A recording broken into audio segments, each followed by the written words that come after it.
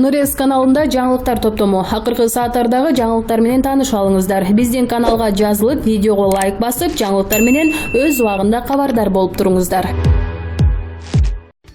Алмазбек Атамбаевдин тарапташы Алга Кылычев мурунку президентке каршы көрсөтмө берүүдө. Бул тууралуу 24 KG агенттигине жактоочу Замир Жошов билдирди. Айтымында Алга Кылычев менен тергөө байланышуу тууралуу келишим түзүп алышкан болуу керек. Алга Кылычевдин айтымында Алмазбек Атамбаев бийликти басып алып, мамлекеттик төңкөрүш жасоого ниеттенген имиш. Ал КСДП мүчөлөрү Кундуз Жолдубаевага, Амантур Жамгырчиевке, Мээрбек Мискенбаевга жана жан сакчы Канат Сагынбаевга каршы көрсөтмө берди. Алга Кылычевдин айтымында аттары аталгандар массалык башламандыкты уюштурушкан дейт Замир Жошов. Салсак, УКМКнын атайын кызматы 7 августта Алмазбек Атамбаевдин Кой таштагы үйүн басып алууга аракет кылган. Бирок операция ийгиликсиз болгон. Башламандык маалында 45 киши жаракат алган. Альфанын кызматкери октон каза тапкан. 8 августта атайын операцияны ИИМдин атайын бөлүнчөсү колго алган. Жыйынтыгында мурунку президент багынып берди. Ал УКМКнын тергөө абагына 26 октябрга чейин камакка алынды. Алмазбек Атамбаевга укук коргоо органдарына карата зомбулук көрсөтүү, адам өлтүрүү, барымтага алуу, массалык башаламандык уюштуруу, жемкорлук айыбы тагылууда.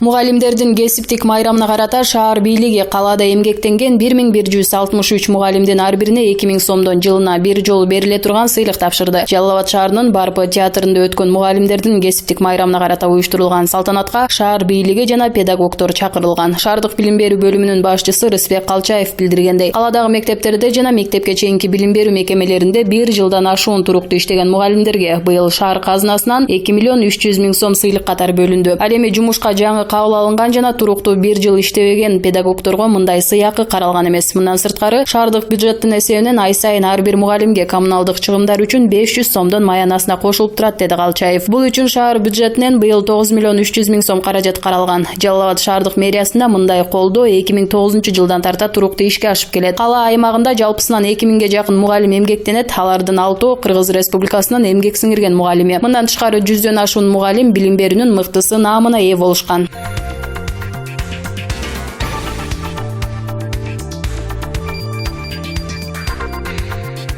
Кыңыр иш 40 жылда билинет дегенде Минтиби экс-баш прокурор Байболовдун алдамчылык иштери ачыла баштады. Мындан дээрлик 10 жыл мурда Аскар Салымбеков менен Кубатбек Байболов Аберон базарын талашып эки дос эки башка жолго түшкөнүн билебиз. Анда байлыгы ашып ташкан Салымбеков базарды берип жаны тынган. Көңгөн адат калабы уюга жүгөн салабы дегенде кыныгып калган экс-прокурор баягы көңгөн адатын салып бул жолу ашыкча оокаты жок карапайым жаранды $103.200 кидайт эткен. Эмесе сөз башынан болсун. 2007 жылы Байболов жогорку кеңештин 3-чакырылышынын депутаты болуп турган кезде Аберон жоопкерчилиги чектелген коом аркылуу көп кабаттуу үйлөрдү салып сатуу менен шугулданган. Батир сатып алуу максатында Майрамбек Эгембердиев аттуу жаран Байболовдун сунушу менен Аберон сатып жаткан үйлөрдөн батир сатып алууну чечип, дароо эле $103.200 төгүп берет. Эгембердиев менен Аберон ЖЧКсынын ортосунда мыйзамга ылайык сатып алуу келишими түзүлүп кол коюлган. Тилекке каршы Майрамбек Эгембердиевдин үйлүү болом деген сүйүнүчү көпкө созулган эмес. Тескерисинче, Эгембердиев чоң аферанын курмандыгы болот. Албетте ал акчасын алдатып жиберем деп ойлогон эмес. Себеби ал авторитеттүү депутат Байболовго ишенген. Учурунда эл өкүлү ага кепилдик болуп берерин айтып ынандырган. Келишимде көрсөтүлгөн убакыт келгенде Эгембердиев үйдөн жок же акчадан жок талаада калгандыгын сезет. Багы жокко дагы жок дегендей, Байболов өлкөнүн башкы прокурору кызматына дайындалып калат дагы шорду Майрамбектин акчасын кайтарып ала турган үмүттөрүнүн баарын ташкабат. Эгембердиев биринчи жолу укук коргоо органдарына кайрылганда тергөөчүлөр Аберон жоопкерчилиги чектелген коомунун үстүнөн кылмыш ишин козгоодон баш тартышат. Албетте тергөөчүлөр үчүн Байболов ким дагы Эгембердиев ким? Айласы курган Майрамбек Эгембердиев өткөн жылдын жай айында өкмөттүн алдындагы ГСПБке арыз менен кайрылган. Текшерүүнүн жыйынтыгында Аберон ЖЧКсы 2011 жылы Эгембердиевке тиешелүү Батирди Анар Үметалиева аттуу жаранга каттатып берилгендиги аныкталган. Таң калтырган нерсе эмне себептен Майрамбек Эгембердиевке тиешелүү Батирди 2011 жылы Үметалиева Анар аттуу адамга каттатып берип коюшуп, кайра 2012 жылы ЖЧК Аберондун жетекчиси Атаканова Эгембердиевке үйүңүздү беребиз, Батир эч жака качкан жок деп ишендирип айткан. Ошондо эле Батириңиз башка адамга берилип калды деп $103.200 суммадагы акчасын кайтарып берип коюшса, Аберон мыйзам чегинде иш алып барган болмок. Эмне себептен укук коргоо органдары Эгембердиевдин биринчи арызына кош көңүл карашкан. Көз боёмчулук болуп жатканы кашкайып көрүнүп турса да, тергөөчүлөр далилдүү фактылар жетишсиз деп ишти карабай коюшкан. Демек, кызматтык абалдан пайдаланып тергөө жүргүзбөй шалакылык мамиле кылгандыктары үчүн аларда жоопко тартылышы керек. Ошентип Майрамбек Эгембердиев 2018 жылы кайрадан арыз жазып, бул ирет прокуратурага кайрылат. Берилген арызынын негизинде Бишкек шаардык прокуратурасынын прокурору Асакеев ошол маалда тергөөчүлөр тарабынан чыккан токтомдо шашылыш кабыл алынган деген тыянак менен жаңы токтом чыгарган. Эгембердиевдин үмүтү жаңыдан жанып келе жатканда Байболов менин бул коомго тиешем жок, ал мекемени менин күйөө балам башкарат деп кутулуп кеткен. Ал эми Эгембердиев болсо Байболовдун түздөн-түз тиешеси бар деп какшап келе жатат. Көрсө келишимге кол коюлуп жатканда да, акчасын санап алганда да экс прокурор Байболов жанында болгон экен. Биздин окуянын каарманы жапа чеккен Эгембердиевдин сөзүн тастыктай турган күбөлөр да бар. Айтор Байболов өзү жалгызбы же күйөө баласы менен биргеликтеги тааныш билиштерин салып пара берип, тергөөчүлөрдүн оозун басып иш козголбой келе жатканы анык. Ал эми берейин десе акчасы, сүйлөшөйүн десе тааныштары жок. Катардагы жараныбыз минтип акыйкатты издеп жүрсө, амалдуу экс прокурор Байболов арам оокат менен байып, залимдик менен карапайым элдин укугун тебелеп жүрөт. Бүгүн болсо Майрамбек Эгембердиев массалык маалымат каражаттарынан жана укук коргоочулардан акыйкатты издеп жүргөн кези. Качкын Булатов, укук коргоочу, Булак факт KG.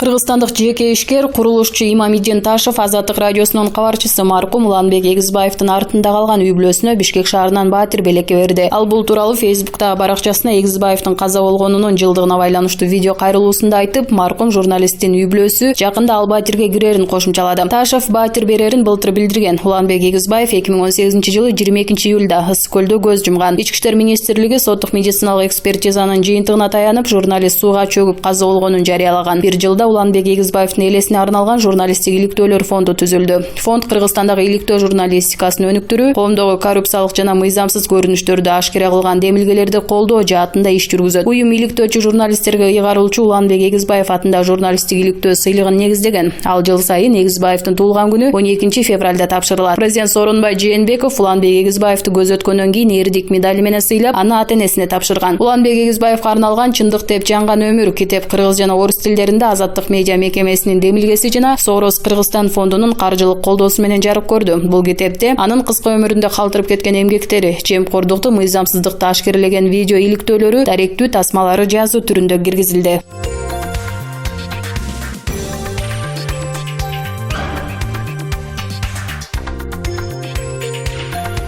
Бишкектеги Шанхай кызматташтык уюмунун саммити дипломатиялык кызматкерлердин кесипкөйлүүлүгү жана кыргызстандыктардын колдоосу менен ийгиликтүү өттү деп баса белгиледи Кыргыз Республикасынын президенти Сооронбай Жээнбеков. Бүгүн 8-октябрда Бишкек шаарында 2019-жылдын июнь айында өткөн Шанхай кызматташтык уюмуна мүчө мамлекеттердин башчыларынын кеңешине даярдык көрүү жана өткөрүүгө активдүү катышкандыгы үчүн мамлекеттик сыйлыктарды тапшыруу аземинде. Бул тууралуу президенттин аппаратынын басма сөз кызматы билдирди. Мамлекет башчысы өткөн Шанхай кызматташтык уюмунун саммити өлкөнүн саясий жашоосундагы ири окуя болгонун белгиледи. Саммитке катышуу үчүн Шанхай кызматташтык уюму өлкөлөрүнүн Россия, Кытай, Пакистан, Индия, Казакстан, Тажикстан, Өзбекстан жана ошондой эле уюмдун байкоочу өлкөлөрү Иран, Афганистан, Белоруссия жана Монголиянын лидерлери келгенин эске салды. Дүйнөлүк державалардын лидерлери Бишкектен азыркы замандын эң актуалдуу маселелерин талкуулашып, тиешелүү чечимдерди кабыл алышты. Миңдеген массалык маалымат каражаттары Бишкектеги саммиттин жүрүшүн дүйнөлүк телеканалдардан чагылдырышты. Дүйнөлүк коомчулук биздин өлкөдө өткөн Шанхай кызматташтык уюмунун саммитин 2019-жылдын эң чоң саясий окуялардын бири катары баалады деп баса белгиледи Сооронбай Жээнбеков. Президент мындай ири эл аралык иш-чараны өткөрүүдө кыргызстандыктар өз колдоосун көрсөтүшүп, биримдик жана ынтымактын үлгүсүн көрсөтүшкөнүн белгиледи. Элдин биримдиги эл аралык маанидеги саясий иш-чараны жогорку деңгээлде өткөрүүгө мүмкүнчүлүк берди. Бардык кыргызстандыктарга ыраазычылык билдирем деп белгиледи мамлекет башчысы. Сооронбай Жээнбеков Шанхай кызматташтык уюму саммити ата мекендик дипломатиянын тарыхында маанилүү окуя болгонун баса белгилеп, дипломатиялык кызматкерлердин жогорку кесипкөйлүк сапаттары жана даярдыктарынан улам аны кынтыксыз өткөрүүгө мүмкүн болгонун баса белгиледи. Мамлекет башчысы ошондой эле куруучулардын, шаардык кызматтардын, ММК өкүлдөрүнүн жана чыгармачыл инсандардын чоң салымын белгилеп өттү. Бүгүн алардын көпчүлүгү мамлекеттик сыйлыктарды алышты. Президент аларга бекем ден соолук, бакубатчылык, ийгиликтерди каалады. Эске салсак, мамлекет башчысы Шанхай кызматташтык уюмуна мүчө мамлекеттердин башчыларынын кеңешинин жыйынын даярдоого жана өткөрүүгө салым кошкондорду мамлекеттик сыйлыктар менен сыйлоо жөнүндө жарлыкка Кыргыз Республикасынын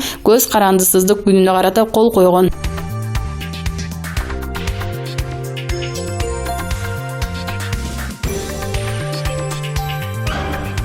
Депутаттын айтымында уран кенин чалгындоого 6 лицензия берилген. Жогорку кеңештин тармактык комитети Кыргызстанда уран жана торий кендерин казууга тыюу салуу боюнча мыйзам долбоорун карады. Ал экинчи окууга киргизилет. Эгер уран кенин иштетүүгө уруксат алган компаниялар эл аралык сотторго кайрылса, Кыргызстан утулуп калышы ыктымал деген чоочулоо бар. Мындай пикирин Жогорку кеңештин өнөр жай, энергетика жана жер казынасын пайдалануу боюнча мамлекеттик комитеттин жетекчисинин орун басары Мырза Жаманбаев тармактык комитеттин жыйынында айтты. Өнөр жай, энергетика жана ген пайдалануу мамлекеттик комитетинин төрагасы Эмиль Осмонбетов парламенттин отун энергетикалык комплекс жана жер казынасын пайдалануу боюнча комитети өз жыйынында Кыргызстанда уран жана торий кендерин казууга тыюу салуу боюнча мыйзам долбоорун карады. Ал экинчи окууга киргизилет. Мыйзам долбоору боюнча Кыргызстанда уран жана торий кендерин казууга тыюу салынат. Авторлордун бири Алмамбет Шыкмаматов мамлекеттик комитеттин жетекчисинин орун басарынын айткандары суу кечпей турганын билдирди. Депутат чалгындоо үчүн гана лицензия алган компаниялар кантип утуп ала турганын сурап, Жаманбаевди ишти жакшы билбейт деп сынга алды. Депутат чалгындоо үчүн гана лицензия алган компаниялар кантип утуп ала турганын сурап, Жаманбаевди ишти жакшы билбейт деп сынга алды. 6 лицензия чалгындоого берилген экен, ошон үчүн бизди утуп алабы? Улуттук ар намыс болуш керек. Бул чыккынчылык десем капа болбоңуз, бул билбестик, деди депутат. Жогорку кеңештин тармактык комитети мыйзам долбоорун жактырып, экинчи окууга алып чыгууну колдоду.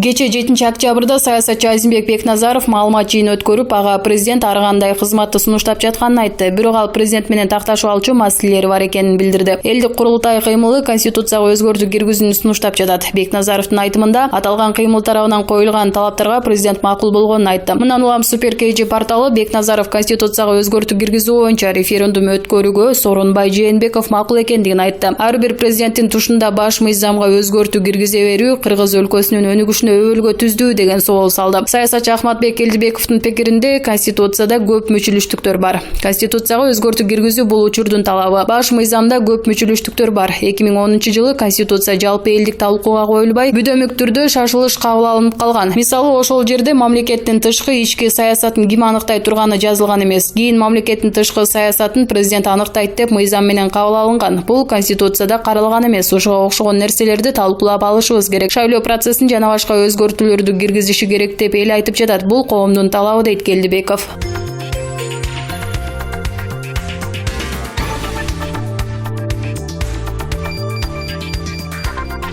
Чындап эле Бишкекте Акчамат деген автоматтар пайда болуп олтурат. Кызыгы, ага манжаңды коет экенсиң, ал сканерлеп алат да 10 күнгө 1000 сом берет экен. Сен кайра 1300 сом кайтарышың керек. Бул канчалык мыйзамдуу? Мындай үстөк пайызга Улуттук банк эмне дейт деп жазат Facebook баракчасына Эскен Афитжанов. Акчамат компаниясы мындай автоматтар Бишкекте апрелден бери иштеп жаткандыгын, карыз алуу үчүн кеңсеге барып убара болбой, терминал аркылуу гана системага катталып койсо болорун айтышты. Терминалга жакын келесиңер, ошондо ал өзү сүрөткө тартып алат. Сүрөт ошол замат сканерленген паспорттун көчүрмөсү менен салыштырылат. Жаран өзү алып жатканы текшерилет. Андан кийин манжасынын мөөрү менен аферт келишимге кол койгон болот, дейт аталган компаниянын өкүлү. Калкты мындай тейлөө мурда Казакстанда дагы башталган. Аларда Акчамат Кейзи деп аталат. Бул эки компаниянын байланышы барбы деген суроого жооп беришпеди. Акчамат компаниясынын Улуттук банк менен келишими барбы жокпу, буга дагы жооп беришкен жок. Ал эми Улуттук банк жакын арада түшүндүрмө берерин айтышууда.